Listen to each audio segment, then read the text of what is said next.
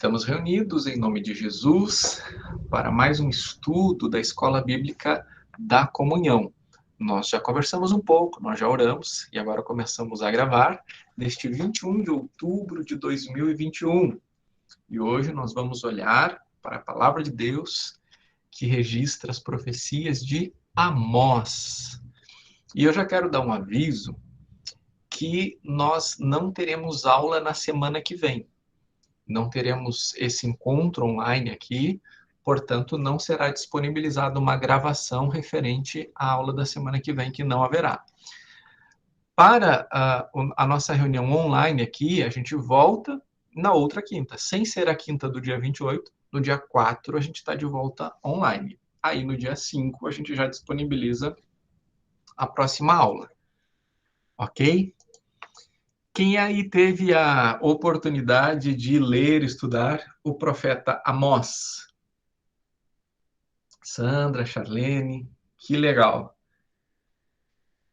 Então, vou compartilhar a tela aqui para aquelas nossas impressões iniciais sobre este homem de Deus, que foi chamado, podemos dizer, de forma inusitada, tendo em vista suas origens profissionais, né, que não a origem de um profeta, mas um homem do campo. E não necessariamente um homem do campo que seria iletrado ou só acostumado com as lidas do campo, porque existe na composição literária do livro certo rebuscamento, o que mostra normalmente que quem registrou não era uma pessoa com mentalidade e cultura estritamente rural. Mas tem uma autora, que é a Henrietta Mears, que ela levanta a hipótese de que ele comercializava bois, que ele comercializava figos silvestres com pessoas de outras partes do mundo, enriquecendo assim a sua cultura geral. Isso é uma hipótese, tá? Para tentar achar uma explicação de por que sendo ele um fazendeiro, né, de uma cultura muito rural, registrou a revelação divina com um certo rebuscamento e com uma determinada clareza mais cosmopolita de ideias, certo? Então, no hebraico, é o nome mais fácil de dizer. Se você disser Amós, está muito semelhante ao nome dele, como se pronuncia em hebraico, e significa carregador de fardo. E tem muito a ver com quem ele é, porque, de fato, é o que ele fazia.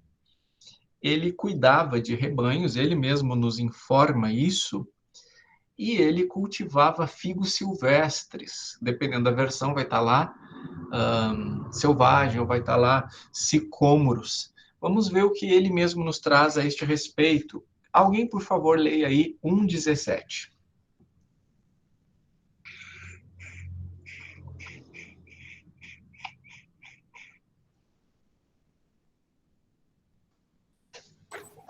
Tem certeza que é 1:17?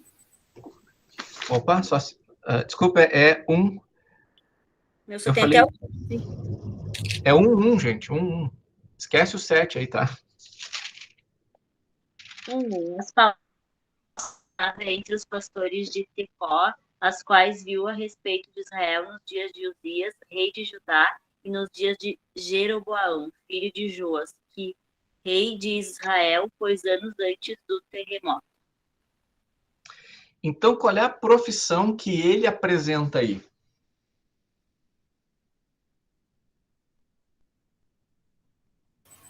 Criador. É um criador de ovelhas, né? O criador de rebanhos. E isso é muito estranho, né? A Nova Almeida traduz: vieram a Amós um pastor da cidade de Tecoa. É uma tradução mais direta, né? Digamos assim, já para a função. Mas aqui a NVI ela traduz mais especificamente criador de ovelha, embora os termos aqui que são usados no livro possam dar uma ideia de que poderia ser ovelha, poderiam ser rebanhos de gado, tá? Mas vamos ficar com esta informação de que ele era alguém que lidava com um rebanho. Mas não só isso, ele era politarefas. Vamos olhar o 7, 14 e 15. E aí pode ler, por favor.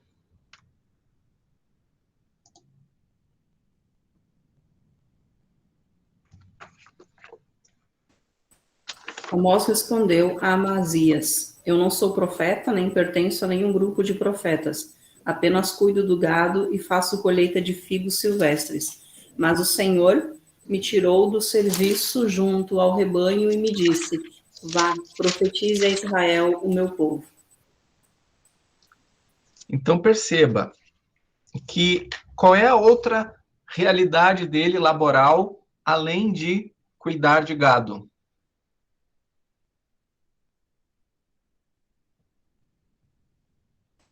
Fazer colheitas de figo silvestre. Fazer colheita de figo silvestre. Então, lembra que eu tinha dito para vocês, né, que tem uma certa confusão aqui sobre se ele criava ovelha ou rebanho bovino, porque a tradução mais aproximada aqui no versículo 14 é rebanho bovino, diferente lá do ouvindo. Então, tanto podem ter usos diferentes, mais abrangentes, lá na antiguidade para esse mesmo termo, como pode ser as duas coisas, né? Então, por exemplo, assim, o que eu faço, eu, Davi? Eu posso me apresentar como pastor e eu posso me apresentar como professor. Por quê? Tanto sou pastor quanto dou aula, não só dentro do contexto da igreja local, mas eu também dou aula em algumas outras instituições externas. Então, se em algum lugar eu me apresentar como pastor, em outros lugares eu me apresentar como professor, ainda assim estou falando a verdade, porque eu faço estas duas coisas. Então, ele tanto poderia ser alguém que pastoreava rebanho ovino, quanto bovino, ou esse termo que é usado no 14 também poderia se estender no uso que era feito lá naquele tempo ao rebanho ovino. Mas veja bem, gente, é muita coisa para pouca coisa, né? Tipo, isso não é alguma coisa que seja um problema. Só porque a gente está estudando a palavra, o livro não é tão grande assim, a gente tem tempo para entrar nessas minúcias, por assim dizer. Ficamos sabendo, então, que ele mesmo está dizendo: eu não sou profeta. O que faz com que ele seja considerado profeta, então, é o que ele faz. Ele foi chamado por Deus e ele vai profetizar, então ele será considerado profeta. Mas não é assim que ele vê a si mesmo. Embora ele tenha consciência de profetizar, embora ele tenha consciência de que o Senhor está falando através dele, né? Porque é um profeta que diz, como está registrado ali no versículo 3, por exemplo: assim diz o Senhor. E no versículo 1, ele mesmo diz: palavras que em visão vieram a Amós. Lembra que um dos termos para profeta no Antigo Testamento é vidente. Então, ele tem consciência de que algo está acontecendo aqui da parte de Deus, e isso aqui é atividade profética. Mas ele está dizendo assim: olha, não sou profeta, não é isso que eu faço para viver. Eu sou alguém que cuida de rebanhos e alguém que trabalha no cultivo de frutos silvestres. E esse fruto silvestre aqui, ele é interessante, esse figo silvestre, porque é possível que seja um determinado figo que dê muito trabalho no cultivo. Ele precisa receber um determinado cortezinho para poder ter, enfim, a sua melhor desenvoltura, para ter a melhor colheita possível, alguma coisa que realmente requeria muito cuidado, muita atenção e muita dedicação. E aí uma informação interessante em relação ao lugar de origem dele. De onde ele é, segundo 1:1? De Tecoa. De Tecoa.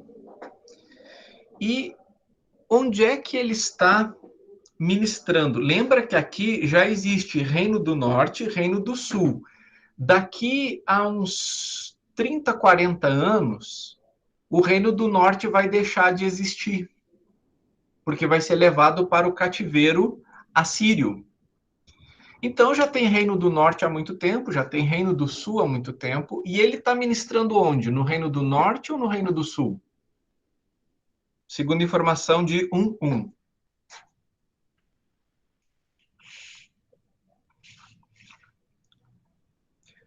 Palavras que em visão vieram a Amós, um pastor da cidade de Tecoa, a respeito de Israel. Israel se refere ao reino do norte ou ao reino do sul?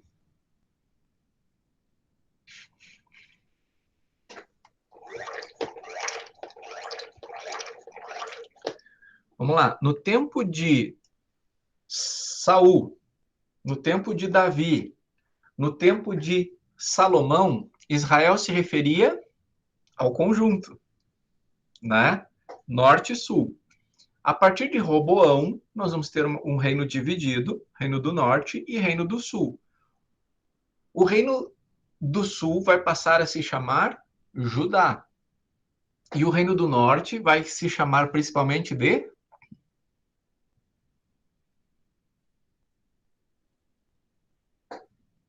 Israel. Israel.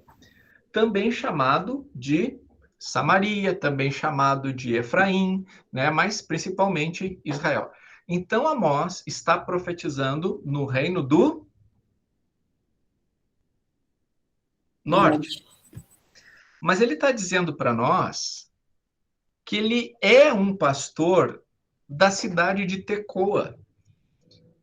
Tecoa é uma cidade 20 quilômetros ao sul de Jerusalém. Então, olha que interessante, né? Alguém que está lá no Reino do Sul vai ser chamado, junto com vários profetas saem do Reino do Sul, mas aqui fica bem claro para nós que ele sai do Reino do Sul por ordem de Deus para compartilhar o que ele recebeu do Senhor lá no Reino do Norte. Então, imagina que um paulista venha aqui confrontar os gaúchos pela sua arrogância, pelo seu orgulho, né? Como é que a gente recebe isso, né? Ou como é que a gente vai receber, nós, brasileiros, que um argentino vem aqui falar mal do Brasil? A gente aceita falar mal da gente mesmo, né? Mas é difícil aceitar que alguém venha de outro lugar, principalmente quem a gente considera inimigo ou tem alguma rivalidade, vem aqui colocar o dedo na nossa ferida. E nós vamos ver que o profeta Amós vai sofrer uma hostilidade, porque Deus está levando ele lá do Reino do Sul, onde está o templo, né? Onde está Jerusalém, onde está o templo, onde se assenta a dinastia davídica. E aí ele vai chegar lá no norte. E como é que será que o norte vai receber isso, né? Então, estas informações a gente já pode depender não só da leitura do livro, mas aqui neste começo, tá? E ele mesmo nos posiciona historicamente. Ele vai ministrar nos dias em que Uzias era rei no sul e que Jeroboão II era rei no norte, 2 anos antes do terremoto. Não existe, assim, muita informação sobre esse terremoto, tá? Talvez seja o mesmo que foi mencionado lá em Zacarias 14:5. Vamos dar uma olhada?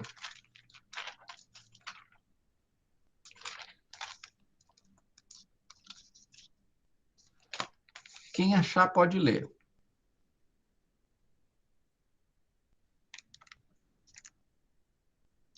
Porque nós vamos ter uma informação de reinado, né?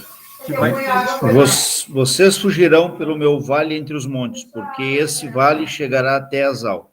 Sim, vocês fugirão, como fugiram do terremoto nos dias de Uzias, rei de Judá. Então virá o Senhor, meu Deus, e todos os santos virão com ele. Então, perceba, nós temos mais de uma referência a esse terremoto, mas a gente não tem, assim, um relato, um registro disso acontecendo, uma narrativa que possa posicionar sem nenhum erro onde e quando aconteceu este terremoto, tá? Só que pode ser que a palavra do Senhor tenha sido confirmada em algum momento através de terremotos, porque o agir de Deus em determinados momentos era muito contundente.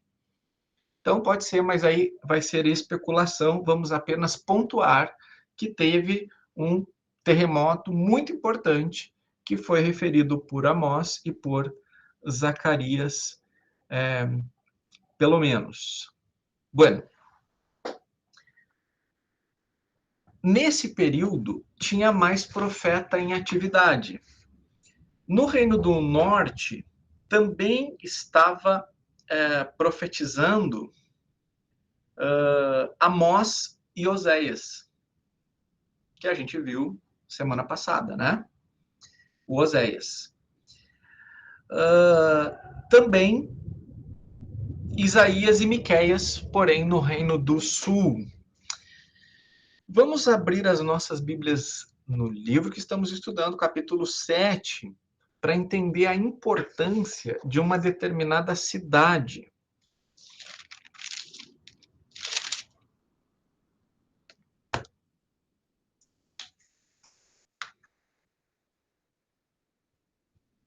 Então, alguém leia aí, por favor, o versículo 10 do capítulo 7.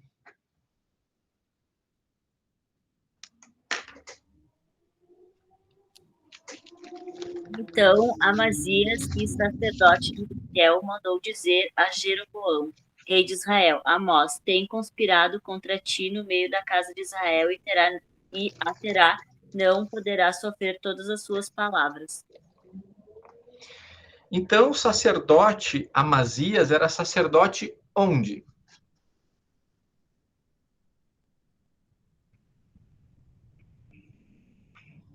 Betel. Betel.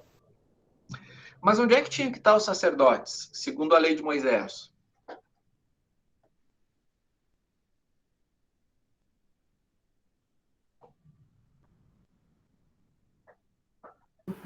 No templo? No tabernáculo, né?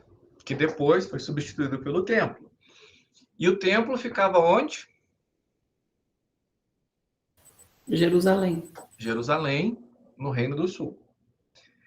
E aí vocês devem lembrar que logo que o reino foi dividido, foi providenciado que houvesse lugar de adoração no Reino do Norte, porque o rei pensava assim, se esse pessoal começar a ir para Jerusalém, eu vou perder o reino.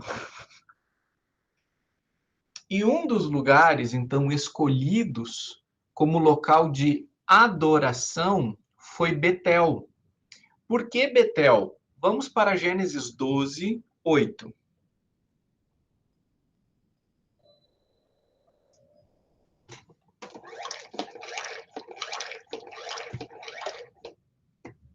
Quem achar pode ler.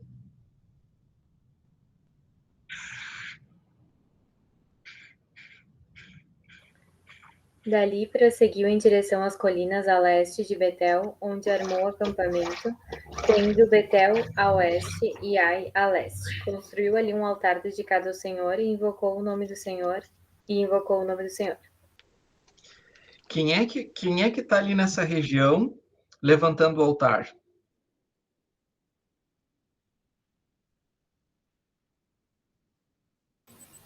Abraão. Abraão. Então, olha que estratégico, né? Fazer o santuário ali, né? Porque, vamos comigo, a capital do Reino do Sul é Jerusalém, onde está o templo. Templo de quem? Templo dos judeus, que são descendentes de quem? De Abraão. Então, para você concorrer com o que acontece lá em Jerusalém, então tem que ter aqui alguma estratégia. Então, um dos santuários, porque daí não era só um dos santuários do Reino do Norte foi estabelecido justamente em Betel, porque tem todo um significado, né? Puxa, Abraão ali naquela região estabeleceu um altar. E aí é importante entender também que o Reino do Norte tinha muita divisão de classes, né? Os ricos oprimindo os pobres, e Betel era o lugar onde as elites do povo do Reino do Norte adorava. certo? Então, Betel é, tipo assim, o lugar onde os ricos se reúnem no santuário. E aí tem outros santuários, né? Mas esse de Betel é o lugar onde a nata do Reino do Norte se reúne para os seus atos religiosos. E é bem provável que aí que se concentrasse o profeta Amós, porque boa parte, né, você que leu vai reconhecer, boa parte do que ele profetiza, que ele traz juízo, é contra a adoração hipócrita, contra a opressão dos ricos em relação aos pobres, e Betel é um lugar estratégico em relação a isso. Vou compartilhar com vocês aquele quadro geral para a gente ter aquela visão panorâmica do livro.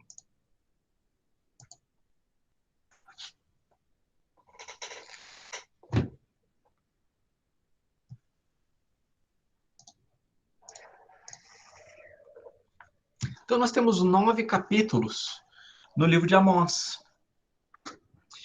No capítulo 1 e 2, nós vamos ver 8 profecias, e algo que já salta os olhos é juízos contra diversas nações, né? Síria, a Filístia, Tiro, Edom, Amon, Moabe, Judá, para então chegar em Israel.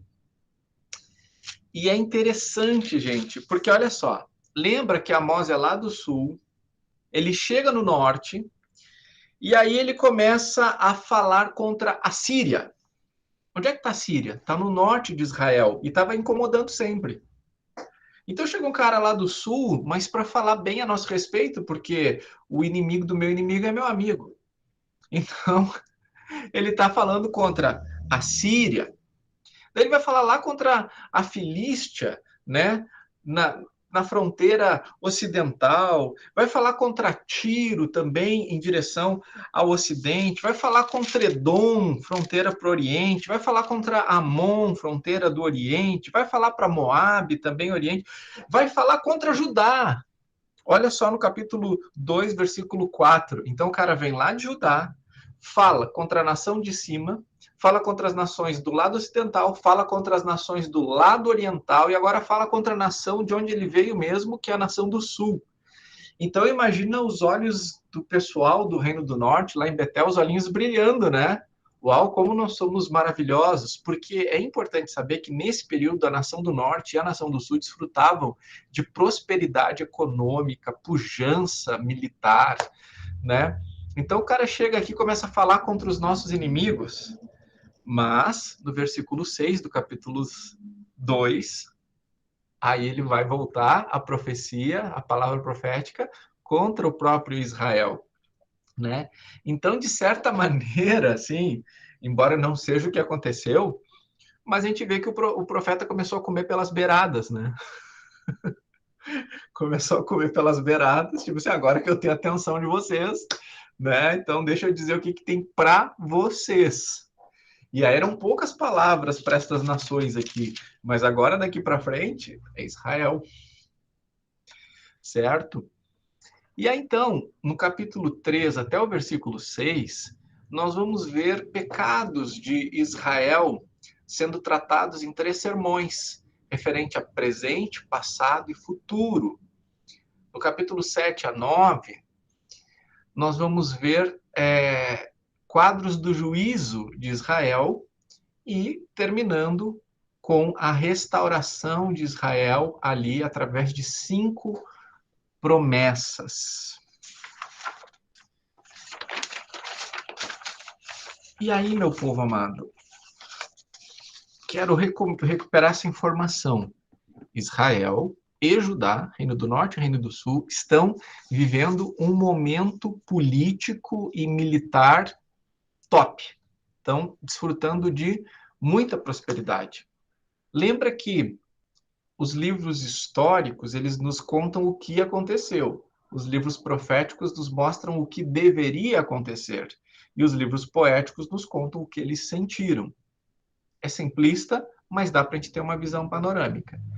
Então, vamos para os livros históricos agora, para ver o que estava acontecendo em Israel neste período.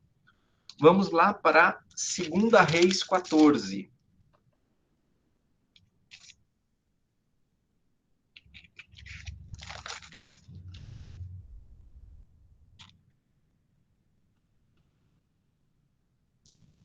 Segunda Reis 14, 23 em diante. Olha só. 2 Reis 14, 23 em diante. No 15º ano do reinado de Amazias, filho de Joás, rei de Judá, Jeroboão, filho de Joás, rei de Israel, começou a reinar em Samaria. Então, quem que Amós nos diz que era o rei no tempo em que ele profetizava, que era o rei do Reino do Norte?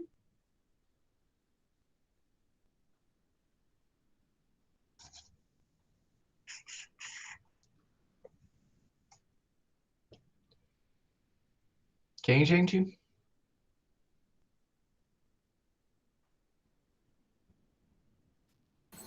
Jeroboão? Jeroboão. Então, nós estamos vendo aqui em 2 Reis informações, né, a narrativa sobre o reinado desse cara. Jeroboão fez o que era mal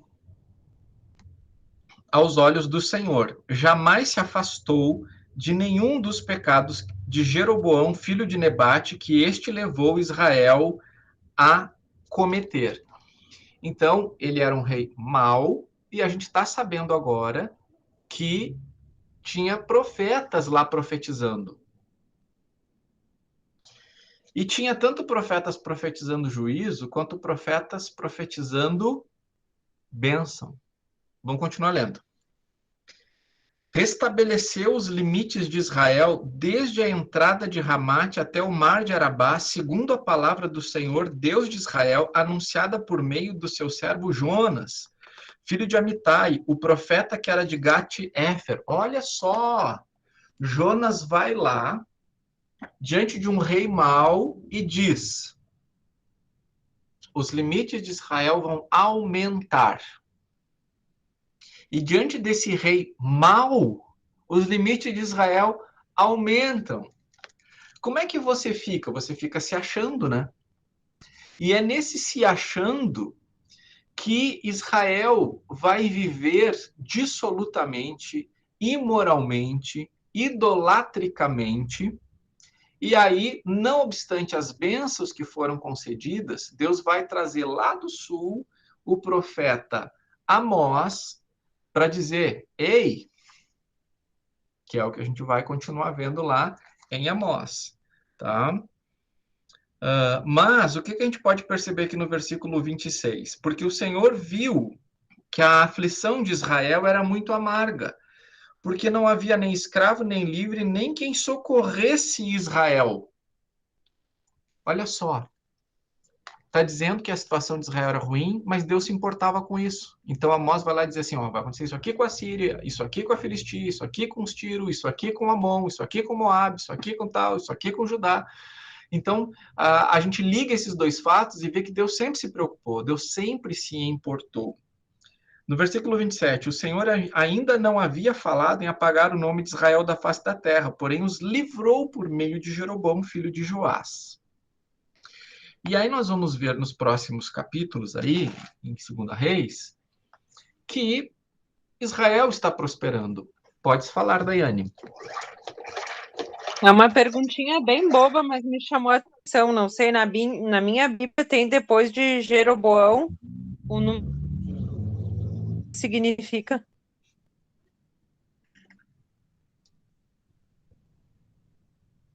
Daiane, não deu para entender o que tu falaste, só deu para entender que tu falavas alguma coisa sobre Jeroboão. Na minha Bíblia, depois de Jeroboão, tem o número 2 romano. O que significa? É porque houveram 2 Jeroboões, digamos assim, tá? O primeiro Jeroboão, que foi o primeiro grande rei mau de Israel, tanto é que ele passou a ser um referencial, né? Ah, esse rei era mau como Jeroboão. Esse Jeroboão aqui do tempo do profeta Amós é o Jeroboão II. Então, para diferenciar aquele Jeroboão do passado desse Jeroboão aqui, é que algumas versões trazem Jeroboão 2. Obrigada. Beleza, não tem pergunta boba, tá? Todas as perguntas são pertinentes. Eu acho que bobo é não perguntar, então fica bem tranquilo. Então, vamos ver comigo, qual é o pano de fundo que a nação tá? A nação tá bem, em termos políticos, a nação está estabilizada, a nação está protegida dos inimigos, a nação está com fronteiras ampliadas, tá tudo bem. E aí, você deve lembrar, quando a gente estudou Juízes, né, que a gente via que quando vinha um momento difícil, o povo se arrependia, o povo clamava e buscava Deus, né? E aí depois começava a ficar boa a coisa e o povo ignorava Deus. A gente vê centenas de anos se passarem e a coisa continua do mesmo jeito. A nação está próspera e a obstinação é proporcionalmente inversa, né? E olhando o que vemos em Amós, na leitura, a gente pode perceber que tem um iminente juízo de Deus sobre Israel, porque há um contraste com a santidade de Deus diante da pecaminosidade que a nação tem vivido. E aí nós vamos ver alguns pecados confrontados pelo profeta Amós. Está aí na tela, né, para a gente poder dar uma olhada. Ritualismo vazio e distorção da religião. Vamos olhar o capítulo 2. A terceira parte, né? Quando tem um A, um B, um C do lado do versículo, A é a primeira parte, B é a segunda parte, C é a terceira parte. Às vezes o versículo é muito grande e tem o D. Tá? Então vamos ver a terceira parte do versículo 7 do capítulo 8, do capítulo 2. Né? A terceira parte. Um homem e seu pai têm relações com a mesma jovem e assim profanam o meu santo nome. Veja que a pecaminosidade afronta o nome de Deus, que é santo. Vamos olhar agora o capítulo 4, versículos 4 e 5. Eu vou pedir para alguém ler. 4, 4 e 5.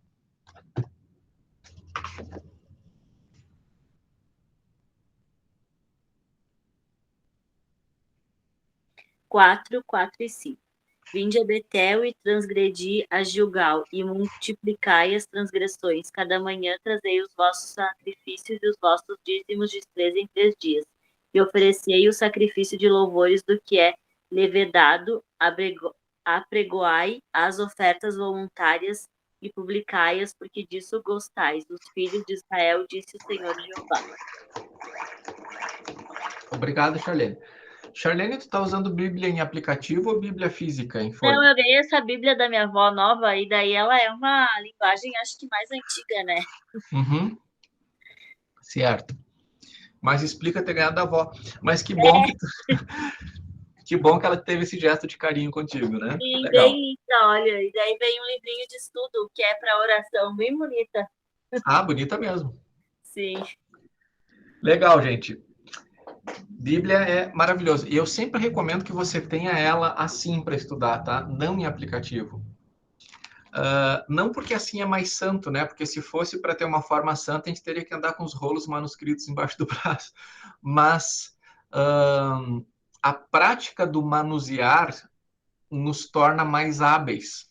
A própria memorização fica mais facilitada, né? No campo espacial, isso aqui está numa página no canto à direita, em cima e tal, né? Eu acho que vale muito a pena estudar a palavra impressa. Bueno, olha só. Aqui é uma condenação a sacrifícios que são trazidos, mas num contexto de pecado. E uma das coisas que eu quero observar com vocês aqui é a presença da ironia. Porque no capítulo 4, há um convite. Desculpa, no capítulo 4, versículo 4, qual é o convite que o profeta está fazendo aí? Ou são vacas gordas que vivem em Samaria. Isso?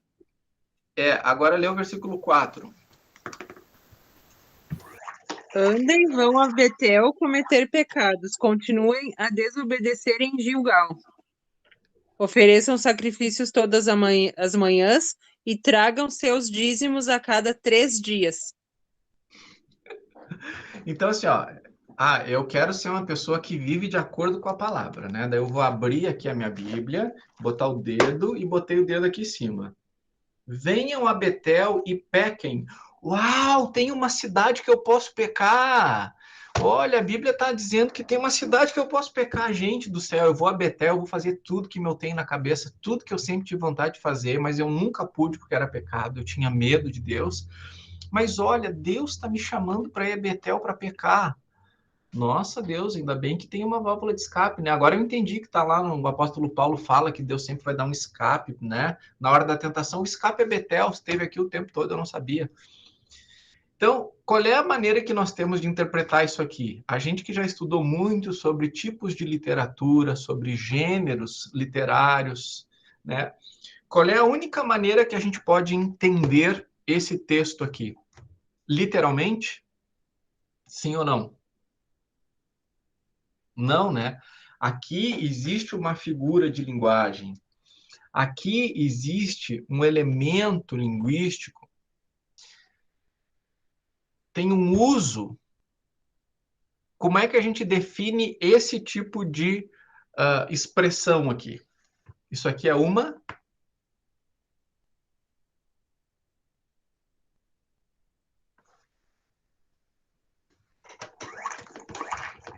É uma o quê, gente?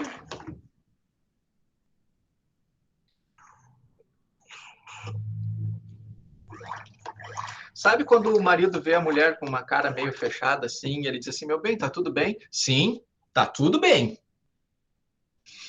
Ela tá sendo o quê nessa hora? Irônica. Irônica. Ela não tá mentindo, ela tá sendo irônica.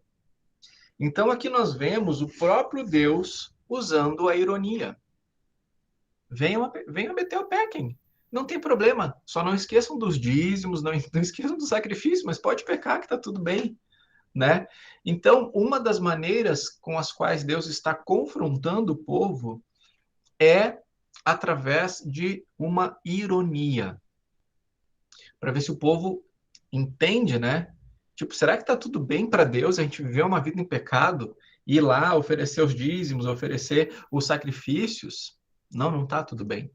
Então, a gente vê aqui essa confrontação, essa condenação a esta hipocrisia, a este culto distorcido, e aqui presente nesta linguagem irônica da parte de Deus. Vamos ver uma opressão contra os pobres e injustiça. Alguém, por favor, leia o 2, 6 e 7.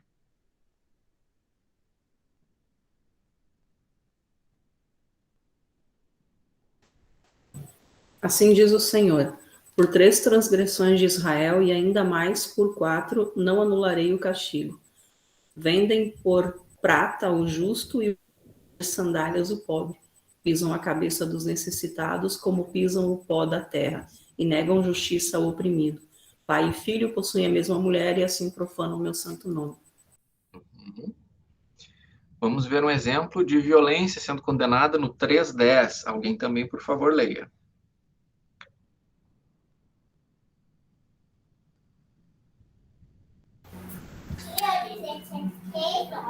Porque o povo de Samaria não sabe fazer o que é reto, diz o Senhor, e entesoura nos seus palácios a violência e a devastação. Imoralidade. 2, 7b, segunda parte do versículo 7 do capítulo 2.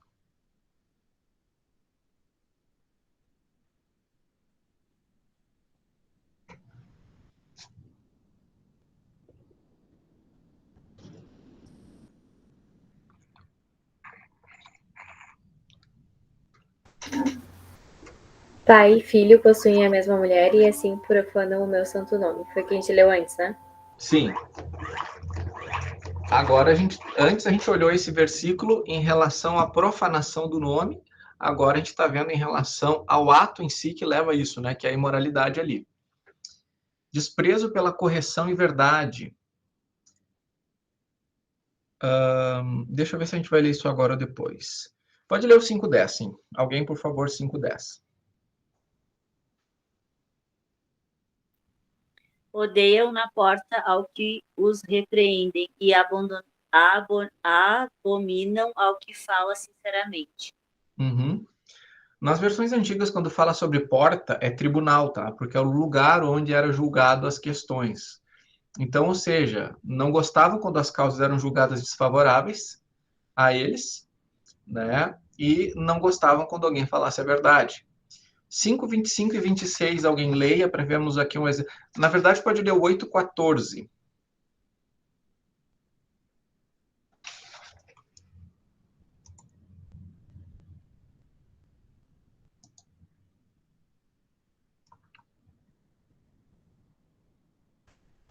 Aqueles que juram pela vergonha de Samaria e os que dizem, juro pelo nome do seu Deus, ó Dan, ou juro pelo nome do Deus de Berseba, cairão para nunca mais se levantar.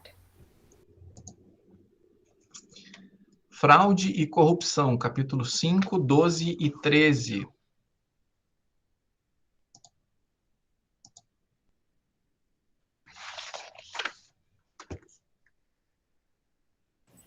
Pois eu sei quantas são as suas transgressões e quão grandes são os seus pecados. Vocês oprimem o justo, recebem suborno e impedem que se faça justiça ao pobre nos tribunais. Por isso o prudente se cala em tais situações, pois é tempo de desgraças. 6:6.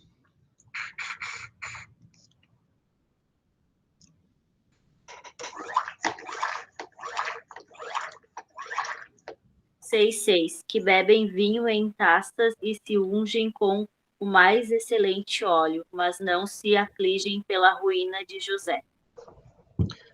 Ou seja, são indiferentes, né? Comigo tá tudo bem. José é uma maneira de se referir ao povo de forma geral, né? A própria nação. Tipo, mas eu tô bem, né? Tô aqui bebendo meu vinho, tá tudo ok, tudo certinho, mas não tô nem aí com os outros que não estão bem, né? Não tô nem aí se está dando errado para os outros. E o 6, de 1 a 7, ai dos que andam à vontade em Sião e dos que vivem sem receio no monte de Samaria.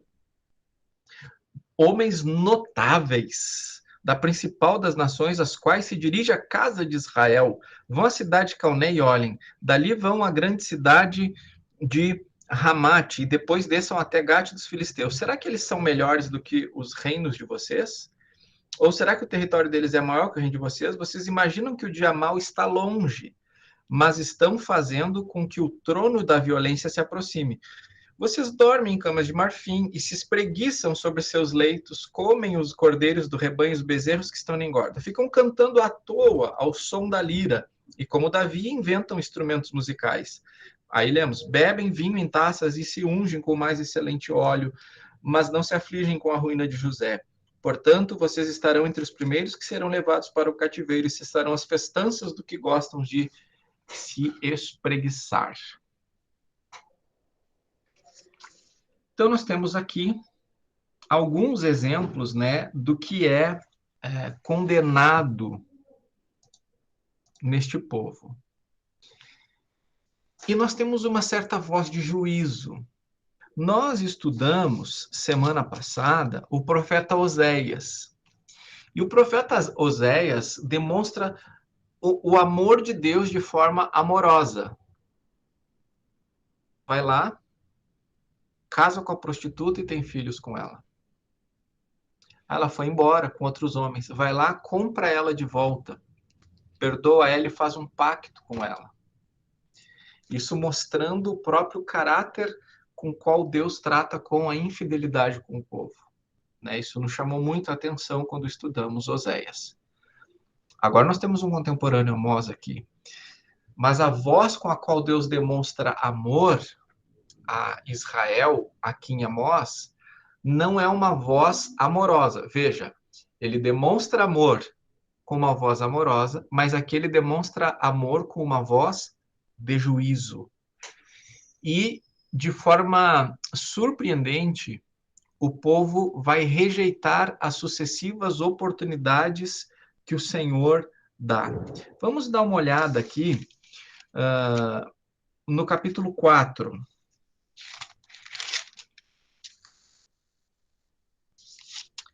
Vamos olhar os versículos 6 a 11. Também deixei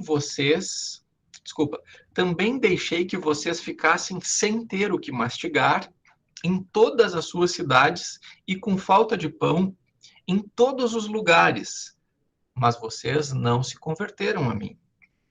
Além disso, retive a chuva, faltando ainda 3 meses para a colheita. Fiz chover sobre uma cidade e sobre outra não. Um campo teve chuva, mas outro, que ficou sem chuva, secou. Pessoas de 2 ou 3 cidades se dirigiram a outra cidade para beber água sem conseguirem matar a sede. Mas vocês não se converteram a mim, diz o Senhor. Eu os castiguei com o crestamento e a ferrugem, os gafanhotos devoraram as hortas e as vinhas, as figueiras e as oliveiras. Mas vocês não se converteram a mim, diz o Senhor. Enviei a peste contra vocês, assim como havia feito no Egito, matei os seus jovens à espada, deixei os seus cavalos fossem capturados, e fiz com que o mau cheiro dos acampamentos chegasse aos seus narizes. Mas vocês não se converteram a mim, diz o Senhor. Destruí alguns de vocês como Deus destruiu Sodoma e Gomorra. Vocês foram como um toco de lenha tirado do fogo. Mas vocês não se converteram a mim, diz o Senhor. O que isso fala para você sobre o agir de Deus? Mesmo fazendo coisas que para nós aparentemente são coisas terríveis. O que isso fala para você sobre Deus? Se você se sente à vontade para compartilhar agora. Misericórdia. Misericórdia. Por que Deus está deixando as pessoas sentirem sede? Para castigar? Não, Deus está sinalizando para eles uma oportunidade de clamarem a Ele, de reconhecerem por que está faltando água. Por causa dos nossos pecados. Vamos nos arrepender. Então as pessoas elas têm uma tendência de olhar Deus fazendo o mal. Deus sendo mal. Agora, o que Amós deixa transparecer para nós aqui de maneira muito clara é esse coração de dentro. Mas vocês não se converteram. Isso. Mas vocês não se converteram. Aquilo.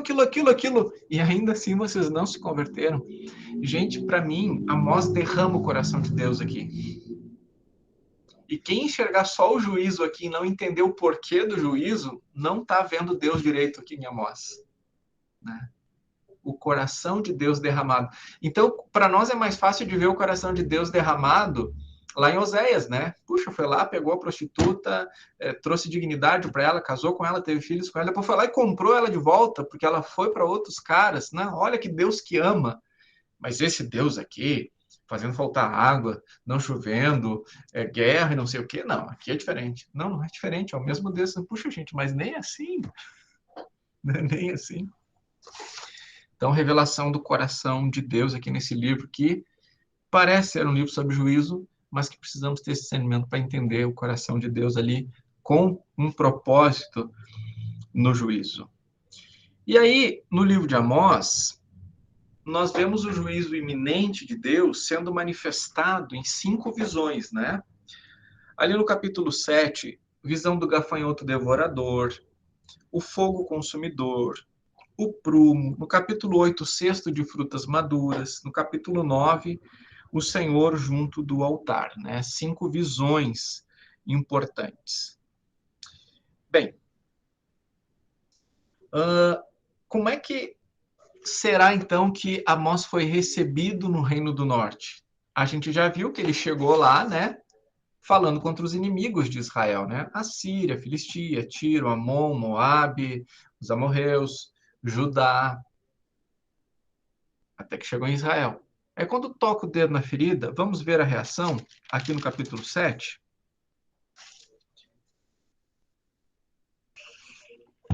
Capítulo 7, versículo 10 em diante. Então Amazias, o sacerdote de Betel, mandou dizer a Jeroboão II, rei de Israel: Amós está conspirando contra o rei no meio da casa de Israel. A terra não pode suportar todas as suas palavras. Porque assim diz Amós: Jeroboão morrerá à espada, Israel certamente será levado para fora de sua terra em cativeiro.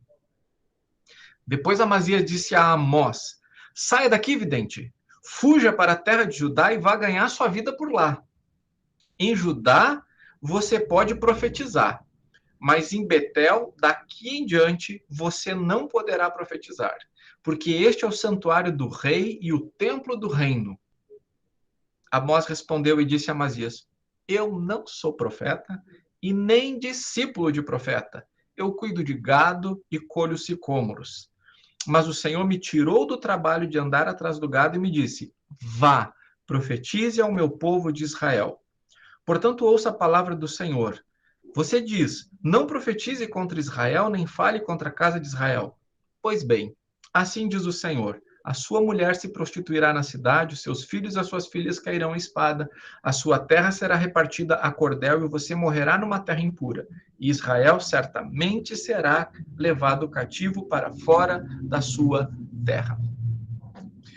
Então, quando o pessoal percebe Amós vindo lá do sul trazer palavras de juízo contra Israel, ainda que está mostrando chances para se arrepender, o sacerdote de Betel, né, o cara que surfa na onda lá, né, a nata da nata das elites, dizendo: não mais, aqui não.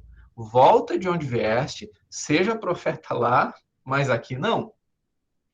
E aí Amós diz assim: olha, para começar a conversa, nem profeta eu sou, não é disso que eu vivo, tá? Não tô aqui como tu, porque a gente pode entender isso, né? Tipo assim, ó, tu ganha dinheiro com isso. Eu não ganho dinheiro com isso, eu ganho dinheiro atrás de boi, eu ganho dinheiro colhendo figo, tá? Mas Deus me trouxe lá para profetizar. Não foi para ganhar a vida aqui. Porque o Amazias diz, né? Vai ganhar a vida lá embaixo. Aqui não. E em outras palavras, Amós está dizendo: eu não ganho a vida com isso, querido. Estou aqui no sacrifício, estou aqui no amor, estou aqui no chamado de Deus. E Deus está me chamando para profetizar e vai acontecer. E aí é porque é. E aí temos aqui, então, esse registro dessa tentativa de dizer que não vai lá para baixo, e Amós disse: não, eu vou dizer o que tem que dizer. Ok? Bem, e eu gostaria de olhar mais uma vez o coração compassivo de Deus aqui em Amós. Vamos para, ainda no capítulo 7, desculpa, gente, mas a gente vai olhar desde o início esse capítulo maravilhoso. O Senhor me mostrou o seguinte: eis que ele formava uma nuvem de gafanhotos no momento em que começavam a brotar as plantas da entre-safra, ou seja, a cultura tardia que vinha depois de concluída a colheita reservada ao rei. Ou seja, está vindo uma nuvem de gafanhotos, e os gafanhotos são devoradores. Quando tinham acabado de comer toda a plantação, eu disse: Senhor Deus, perdoa, por favor. Poderá Jacó sobreviver? Pois ele é pequeno. Então o Senhor mudou de ideia em relação a isso e falou: ok, isso não vai acontecer. Depois o Senhor me mostrou o seguinte: eis que o Senhor Deus chamou o fogo para exercer a sua justiça. Esse fogo consumiu o grande abismo e começava a devorar a terra. Então eu disse: Senhor Deus, por favor. Como poderá Jacó sobreviver? Pois ele é pequeno. E o Senhor mudou de ideia em relação a isso e falou: também isso não vai acontecer. Mostrou-me também isso: eis que o Senhor estava sobre um muro levantado a prumo e tinha um prumo na mão. O Senhor me perguntou: o que está vendo, Amós? Respondi: um prumo. Então o Senhor disse: eis que eu porei o prumo no meio do meu povo de Israel, não posso mais ignorar o que fazem. Os lugares altos de Israel, de Isaac, serão assolados e os santuários de Israel serão destruídos. Eu me levantarei com a espada contra a mão de Jeroboão. Então chega um ponto que Deus diz assim: olha, é que não dá mais, Amós. É que não dá mais. Mas veja aqui no capítulo 7, né? De novo isso, né? Porque eu vou lá e vou acabar com isso. E olha, gente, que dramático isso do profeta, né? Deus, por favor. Já pensou nisso? Já tinha percebido isso? O profeta disse assim, Deus, por favor. Quem é que tinha feito isso, mas não necessariamente dizendo, Deus, por favor? Alguém dizendo assim, mas e se tiver 100 caras lá que... Abraão fez isso. É, aquele cara que edificou o altar ali nas regiões de Betel, né? Agora aqui nesse mesmo Betel tem alguém dizendo assim, Deus, para. Essa região aqui é interessante, né? Por favor, Deus. E aí Deus mudou de ideia. Tá bom, não vou fazer. Mas o povo não parou de pecar. E aí Deus diz, olha, não dá mais, porque quando eu passo a régua aqui, ó, tá tudo fora do esquadro. Nós vamos ter que endireitar isso, Amós. Agora vai acontecer. Então isso toca muito meu coração, gente. Tipo assim, tá bom, não vou fazer mais isso. E aí Deus vai dando chance, vai dando chance, vai dando chance, vai dando chance. E como é importante a gente intercedendo, né? Eu não sei se você já fez essa oração em relação a alguém, eu já fiz. Não disse exatamente com essas palavras, né? Mas eu vi assim, pessoas sofrendo muito e em outras palavras eu disse, Deus, por favor. Essa situação tá triste demais. E às vezes o agir de Deus é tão maravilhoso que leva isso em consideração, né? Paulo mesmo vai dizer que um companheiro da equipe dele estava doente, mas Deus não deixou o cara morrer porque ele estava sofrendo e estava sofrendo demais. E para que ele não sofresse mais, então Deus vai preservar a vida do cara, né? Então é Deus cuidando do coração, Deus cuidando do que a gente sente, Deus mostrando que se importa. Esse livro de Amós, gente, não pode ser mal compreendido. Ele fala tanto de amor quanto Oséias. A questão é que a linguagem é muito contundente e a gente não tem aqui o relato do amor de alguém indo atrás, né? De alguém indo atrás no sentido marido e mulher. Mas aqui nós temos o próprio Deus dizendo, fiz isso, vocês não se converteram. Fiz isso, vocês não converteram. Fiz isso, não converteram. Fiz isso, não converteram. Aí Deus diz, eu vou lá e vou fazer. Deus não faz. Tá bom, não faço. Mas agora eu vou lá. Deus não faz. Tá, que Deus é esse que nós temos, gente? Que Deus é esse? Só Deus é como Deus, né? Quando a gente fala que Deus é amor, não é à toa. Isso está demonstrado nos mínimos detalhes e principalmente em Cristo, né? Mas Deus prova o seu próprio amor para conosco, sendo que Cristo morreu por nós, sendo nós ainda pecadores. Texto bíblico da palavra do Senhor. E falando sobre Jesus, né? Quero encerrar aqui essa parte, terminar a gravação e a gente poder falar mais livremente, né? Procurando enxergar Cristo no livro. E nós podemos dizer que tanto a posição de julgamento cabe ao Messias, quanto a restauração cabe ao Messias. E é interessante uma maneira que Henrietta Mears se refere a Jesus, né, ao Cristo, em Amós, dizendo que Jesus é o divino lavrador, né, que trabalha assim, né, cuidando do rebanho. Né? Amós cuidava de rebanhos. Né? Jesus nos chama de seu pequeno rebanho. Então é interessante, né? Jesus nos chama de pequeno rebanho e Amós dizendo o seguinte: aqui nós somos um pequeno rebanho. Deus, tem misericórdia, somos um pequeno rebanho. E aí Jesus lá na frente vai recuperar isso, né? Meu pequeno rebanho. E Jesus é aquele que está cuidando do solo, está cuidando do terreno, é aquele que semeia, né? O grande semeador. Mas o próprio Talmud reconhece Amós 9, 11, 12 como uma passagem messiânica. Vou pedir para alguém ler.